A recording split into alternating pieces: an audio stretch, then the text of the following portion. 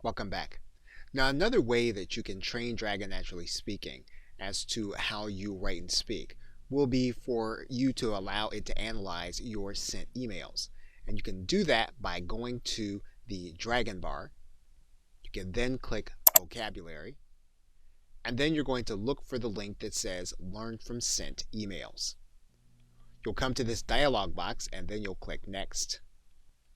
What you'll do then is you'll allow Dragon to access your email sources. So you can choose the one which is most relevant for you to allow Dragon to analyze. In the case of your Gmail, you'll want to open it again. You'll then write in your password. You'll then allow Dragon to view your email messages and your settings. And then Dragon will complete a scan. You'll then click Next. Dragon will then ask you if you want to add contacts to the vocabulary. In this case, we're not going to add these contacts. We're then going to click Next. And then Dragon will start an adaptation process to your sent emails. Once the process is complete, you'll then click Next.